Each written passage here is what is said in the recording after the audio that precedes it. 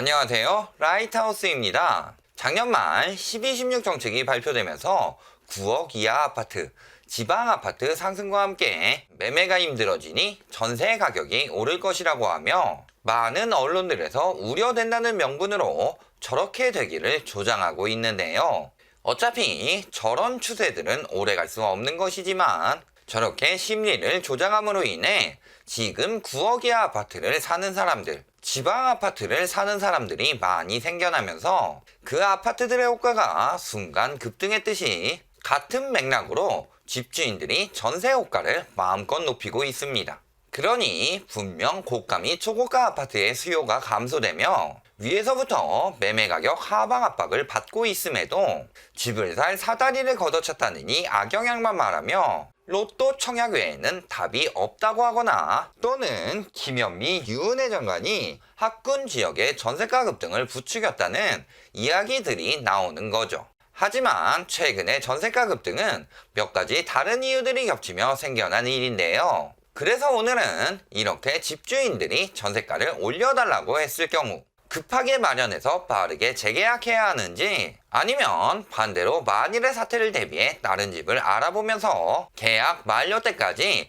전세가가 떨어질 것을 대비해 관망을 할 것인지 함께 확인해보는 시간을 갖겠습니다. 우선 지금의 전세가 상승은 큰 문제가 있는데요. 집을 사는 사람들이 전세금을 돌려줄 조금의 능력도 없음에도 무리하게 자금을 맞춰 갭투기했기 때문이죠. 이는 작년 한 해 공적 재원, 즉 전세금 반환보증보험의 대위 변제 금액이 재작년 583억 원의 4.86배에 달하는 2,836억 원으로 역대 최고 금액을 찍은 것을 보면 알 수 있습니다. 이는 집값이 무조건 오를 줄만 알고 무리하게 투기했지만 9.13 대책으로 인해 매매가와 전세가 하락이 동시에 일어나면서 전세금 반환은커녕 역전세난도 버티지 못한 투기꾼들이 많았기 때문이죠. 이로 인해 이전 개인 파산 영상에서 다뤘듯이 파산하는 사람들이 늘어나게 되었고 결국 작년 안에 이 파산자들의 매물이 그대로 경매로 나오며 아파트 기준으로 25.7%나 경매 매물이 증가하는 모습을 보이기도 했고요.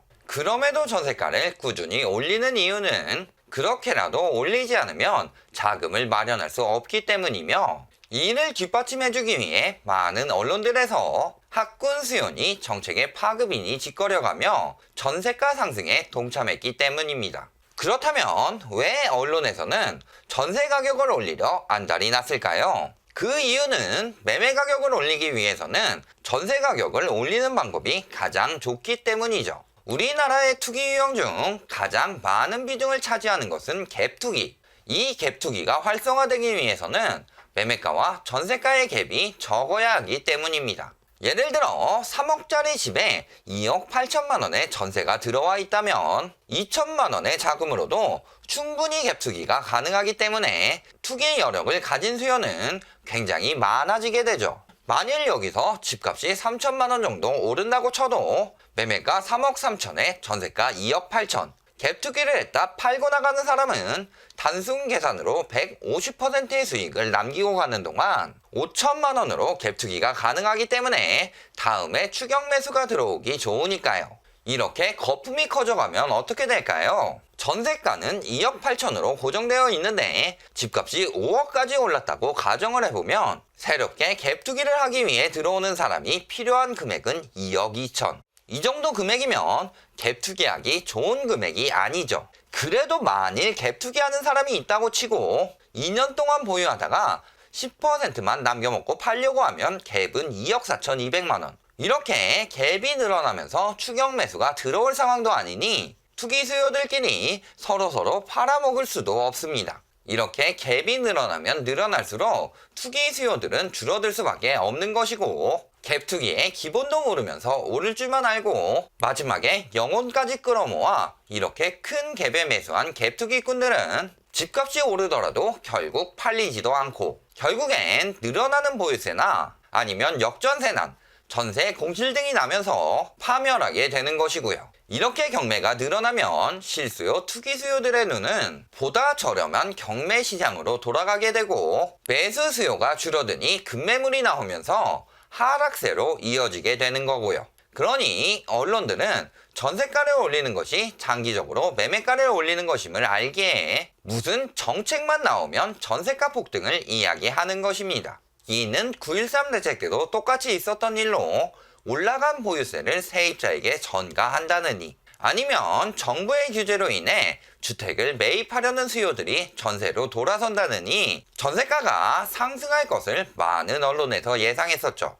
하지만 결국은 어떻게 되었나요? 서울의 전세가격 지수는 9.13 이후 7주 만인 10월 29일부터 하락세를 보이기 시작합니다. 이렇게 역전세난으로 문제가 생기며 작년 안에 최다 경매량을 보였음에도 물론 언론에서는 역전세난 우려라는 표현을 쓰며 최대한 약하게 현상을 축소하지만요. 분명 이전에도 같은 상황이 있었음에도 지금까지도 정신 못 차리고 전세가 씨가 말랐다고 하면서 전셋집 구하기가 하늘의 별 따기이니 당연히 전세가가 올라야 할 듯이 말하는 언론도 있는데요. 하지만 기사에서 말하듯 전세 매물이 줄어든 이유는 1월 20일부터 시행된 고가 1주택 보유자 전세자금 대출 제한으로 이들이 증액 없이 재계약을 할 경우에 한해 대출을 내어주기 때문에 재계약을 하려는 수요가 늘었기 때문이죠. 또는 양도세 감면 혜택에 실수요 요건이 강화되면서 다른 곳에 전세 살던 집주인이 들어와서 살거나 아니면 거주하던 집을 전세 내주고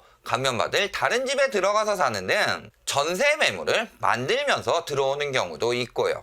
즉 매물이 줄어드는 만큼 수요도 줄어들고 있음에도 정책에 당연히 부정적인 반응을 보일 수밖에 없는 강남의 부동산 위주로 인터뷰하며 수요가 줄어들었다는 말은 죽어도 안 하고 정부가 전세 품귀 현상을 만들었다느니, 기존 세입자를 내보내고 집주인이 들어오려고 해서 전세를 구하는 수요가 늘어난다느니 역효과를 낼 것처럼 부정적인 내용만 강조하는 거죠. 9.13 때와는 달리 이번에는 자사고 폐지 등의 이슈로 전세가가 오를 것이라고요. 이번에 학군 지역 중 급격히 오른 곳들은 강남이나 목동 등 높은 전세가를 자랑하는 곳들이며 SGI의 전세대출 규제가 들어오는 1월 20일 전에 빠르게 계약하려는 심리를 이용하여 집주인들이 전세 호가를 마구 올렸던 것입니다. 그러니 이런 미친 전세가 급등은 앞으로 이사철이 이어지더라도 꺾일 수밖에 없는 거죠. 이 외에도 혼인신고를 하지 않고 남편과 아내가 각각 한 명은 전세를 끼고 집을 사고 한 명은 추후 세입자가 빠질 때 전세자금 대출을 받는 형식으로 집을 산다든지 아니면 전세 스와핑을 해서 집을 사는 등의 전세 대출을 이용하는 방법을 사용하는 등 갖은 불법 편법적 방법으로 집을 매수하는 사람들이 생겨난 탓도 있는데요. 이 방법들은 전세가가 높을수록 더 많은 대출을 받을 수 있으니 이들은 현재 시세에서 할 수 있는 가장 높은 가격으로 거짓 전세 계약을 하게 되면서 전세 시세가 올라간 이유도 있고요. 즉 갖은 핑계를 대가며 전세가 상승을 이야기했던 9.13 대책 때와 같이 앞으로 하락할 가능성이 더욱 높아졌으며 최근 하등의 이유 없이 전세가가 급등했던 만큼 하락할 때는 더 빨리 떨어질 수 있다는 거죠. 그러니 이제는 더 오를 전세가를 반전세로 돌려 보증금의 증액 없이 재계약한다느니 아니면 은행에서 개인 사업자 등의 편법을 통해 신용대출로 전세자금 대출을 내주고 있다느니 하며 계속 전세가가 오르도록 유도하는 기사들을 올리고 있는데요. 하지만 9억 이상 고가주택 보유자가 전세로 들어가는 집 역시 시가 9억 원 이상인 경우가 대부분이라 반전세로 돌릴 시 집주인은 임대소득세를 내야 하기에 쉽지 않은 결정이며 개인 사업자 신용대출로 돌리는 것 역시 연 4에서 6%대의 높은 금리를 내야 하므로 전세입자들의 여력이 점점 더 떨어질 수밖에 없는 것이 현실이죠. 게다가 이렇게 전세 살면서 갭 투기하는 수요들을 막아 전세가 안정세를 만들고 난 뒤 다음 단계로 전월세 상한제 및 계약갱신 청구권을 통해 나중에라도 임대사업자가 아닌 사람들이 전세가를 마음껏 올려받을 수 없도록 계획하고 있어 추후에도 급등할 여지는 없는 상황이고요. 그럼에도 전세대출 규제 시행 임박으로 인해 순간적으로 상승한 것을 가지고 전세금 치솟는데 전세규제를 이제 검토한다며 적기를 놓쳤다느니 전월세 상한제, 계약갱신 청구권 등을 한다면 임대인들이 미리 환산해서 올려받을 것이라느니 개소리들을 해가며 집값 하락을 막기 위해 반대를 위한 반대를 하고 있는 거죠. 실제로는 작년 서울의 전세가 상승 지수는 0.8%로 2006년 이후 가장 작은 상승폭을 보였고, 지금 집값이 급등하고 있다는 울산, 부산, 대전, 대구 등 대부분의 지역들이 전세가가 하락하면서 집값 상승세마저 곧 꺾일 것을 예고하고 있습니다. 게다가 전세가 하락의 트리거가 된 전세대출 규제가 시작되었으니 이제는 수요가 급감할 것이 뻔히 보이고 있음에도 쥐뿔도 모르고 진짜 지금이 전세가를 올릴 때인 것처럼 언론에서 호도하고 집주인들은 호가를 더 달라고 하는 거죠. 하지만 이는 갭 차이를 메우려고 하는 그들만의 노력일 뿐이며 몇 달 후 계약 갱신 시기가 오면 전세가가 떨어질 것을 우려해 지금 한창 오를 때 협박하여 미리 올려받으려고 하는 것일 뿐입니다. 결국 전세라는 것은 실수요 위주로 이루어져 있기에 정상적인 상황에서는 전세가 급등이 이루어질 수 없는데도 말이죠. 결론을 말씀드리겠습니다. 그간 건설사를 위해 시세 상승을 유도하던 언론들이 사용하던 가장 좋은 방법 중 하나는 추경 매수가 붙도록 갖은 핑계를 대가며 전세가 상승을 유도하고 갭 투기꾼들은 이 심리를 이용하면서 그동안 차익 실현을 해왔었죠. 결국 9억 이상 아파트 보유자들이 전세 대출을 제한받으면서 마음이 급해지는 것을 노려서 호가를 마구 올리고 울며 겨자 먹기로 계약하는 것을 가지고 규제의 역설이라고 짓거리면서 호도해 분위기를 만들어 버티려고 하는 것일 뿐이고요. 그간 비정상적으로 많이 거품이 낀 집값으로 인해 전세를 살 수밖에 없는 사람들을 이용해 전세 가격에도 거품을 붙였을 뿐, 매매가 거품이 빠짐과 동시에 전세가 거품이 같이 빠지는 것은 9.13 대책을 통해 확인해 볼 수 있었습니다. 그러니 지금처럼 전세가가 오르니 재계약 때 1억 이상 올려달라는 등의 택도 없는 집주인들의 협박에 넘어가지 말고 강하게 대응하면 됩니다. 어차피 조만간 수요가 급격히 줄어들면서 전세를 못 구해서 가격을 낮춘 매물들이 많이 나올 수밖에 없으니까요. 특히